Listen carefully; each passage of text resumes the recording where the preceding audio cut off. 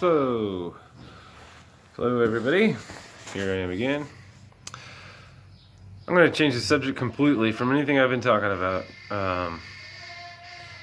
A couple of things that I guess I'll have to say that throughout my whole entire last 20 years of my life, I've really been like testing the spirit, testing the scriptures, testing myself, testing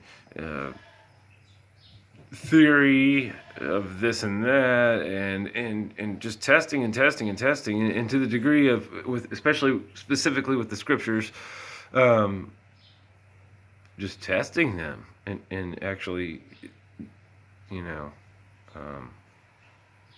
fully testing, as far as I can tell, basically everything that could possibly be tested within the scriptures that a man could test.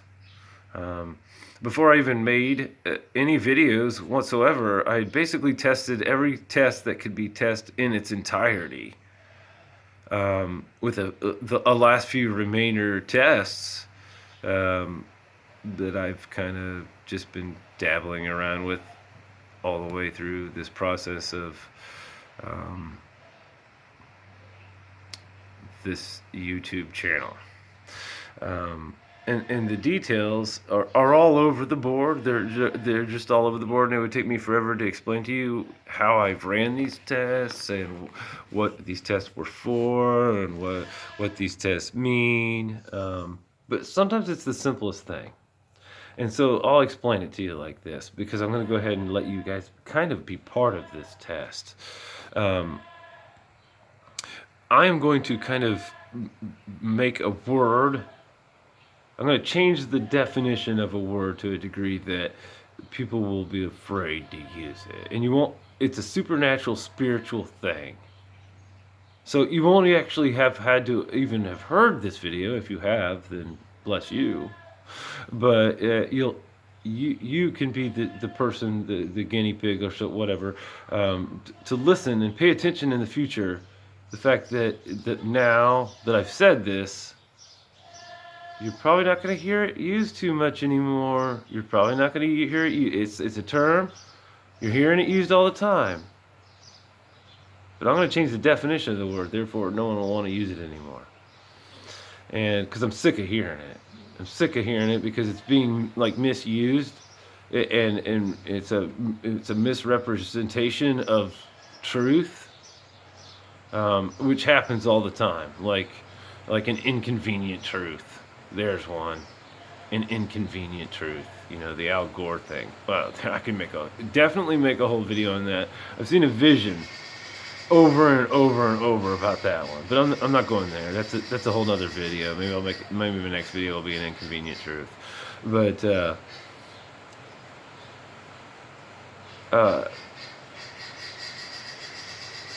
humanitarian crisis. Well, first of all, a crisis is the lack of someone picking up their cross. It's like Christ without the T in there. It's like Christ with no T. Christ, like no T. It's a crisis. I know, that's not even important. The humanitarian part is the one I'm talking about. A humanitarian crisis. Like, they're all over the world. I'm tired of hearing, there's a humanitarian crisis here and there's a humanitarian crisis there. It's because there is no humanitarian and there is no Christ. If there was Christ there would be a humanitarian there, and there would be no humanitarian crisis. Yeah, so when I hear humanitarian crisis, like the closest one to me right here, I'm in America. That's the U.S.-Mexico border. It's a humanitarian crisis. That means that America and Mexico has not one humanitarian to send there.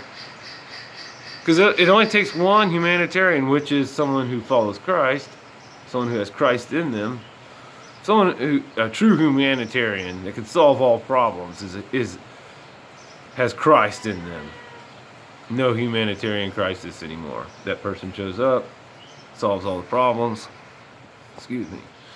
Yeah, so the humanitarian crisis is just a lack of a humanitarian. That's why there's a crisis. There's not one human. It only takes one. So yeah, there's no humanitarian down there to solve the problem. Because what's going on? Like, we got some people, some people guarding an imaginary border. There's people dying to get out of there, just begging to get into here, and you're saying no. America's like, sorry, in God we trust, but we don't trust that we have enough fishes and loaves. We can't to share with you guys. Yep, not enough fishes and loaves here, guys. Sorry. So this imaginary border, we've actually made it so we put a wall there so you can see it. Even though it's an imaginary thing, everyone can see it. Now there is another wall up in heaven. Now, no one can see that, and it's not imaginary. Everybody sees the imaginary wall. Nobody can see the real one. But here's the thing is all you Americans that are fine with separating children and families, children from their parents, and putting up a wall and saying, hey, you're not allowed in here. We're too good for you, or, we're afraid of you, or whatever reason that those aren't brothers and sisters that need your help over there, and you treat them like animals or something. Like, you got a backyard, you want to fence out the coyotes and the wolves or something. It's disgusting. Yeah, we don't have enough fishes and loaves to share with these people, it seems, or we're afraid of them, or it's just woe to America. And I should tell all those people, I wish I could get to those people on the other side of that wall and say, hey, turn around and go back, because no matter how bad it is where you came from, it's better where you came from than this place is getting ready to get just ruined. Yeah, I mean, everybody's going to be wanting to flee America. Isn't that wall just put there to keep us in anyway, really? I don't know. Anyway, the point is it's like humanitarian crisis. Does the nation of Abraham need to send a humanitarian and solve this problem? Because I can walk from here to there. You want me to walk on down there and solve this humanitarian crisis? I can do that.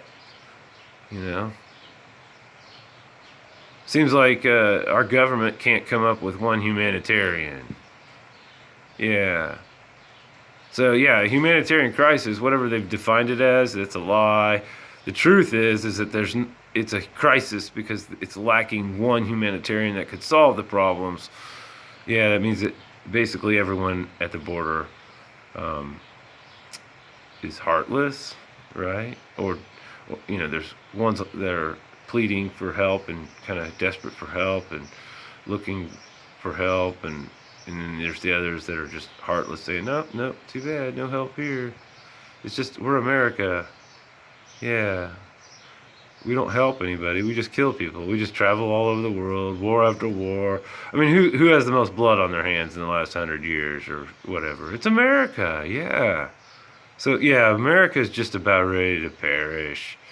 Yeah, tell those people on the other side of the wall, just turn back. You don't want to come here. Yeah, because we've turned our back on God. And God we trust, that's like the dollar bill, right? That's about the only thing anybody trusts. That's the God that people trust. That's why they print it on the dollar and on the coins, and yeah, because that's the God everybody trusts. Yeah. So anyway, yeah, this whole entire video, and I'll try to cut it off here. It's just a small test. Yeah. So that way the media, they stop using this ignorant term called the humanitarian crisis, which is just a lack of a humanitarian. Yeah, nobody wants this humanitarian there. Yeah. And the rest of the world can't come up with a humanitarian, it seems like. I mean, Mother Teresa and Gandhi are dead. There's just this humanitarian there. I'm willing to go wherever, whatever, isn't there some Ebola outbreak in Africa or something? No one's worried about that, just COVID, right? Anyway. It's just trying to, I don't know, open people's eyes and see that everybody's just swimming in lies and they don't even know it. Yeah, someone tells you that there's a humanitarian crisis and no one even thinks anything of it. It's just like, oh, another humanitarian crisis. It's just like one more humanitarian crisis on the list, and it just goes in one year, not the other. No one really considers the fact that there's just not even not one humanitarian that cares. I do. I care. We better solve all these humanitarian crises, because every time I hear humanitarian crisis, I guess I'm about ready to pack my bags and start walking that way. Lacking a humanitarian. Sounds like I'm being called for and I'm needed there. If I hear on the news that there's one, humanitarian crisis, that it's almost like someone's begging me to head that way. Yeah. So there won't be any more humanitarian crisis because no one wants any humanitarian showing up there. So we're going to have to redefine what these problems might be other than a humanitarian crisis, because I'm volunteering.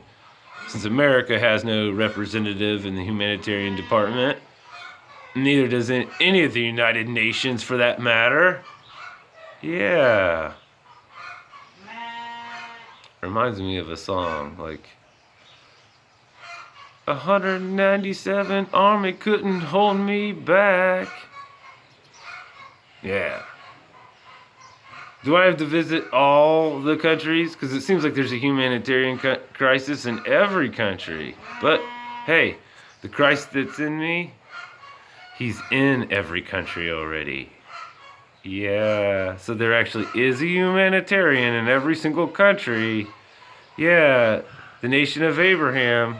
Yep, everywhere. It's everywhere, folks. It's everywhere. Step up. Be the humanitarian at your local crisis. Pick up your cross and turn it into Christ. No more crisis. Love you guys. Love you. I'll be back for more later on. Yep. Oh, and guess what? That I was promised tomorrow. See, I told you so. Here I am. I was promised tomorrow. I'm promised tomorrow as well.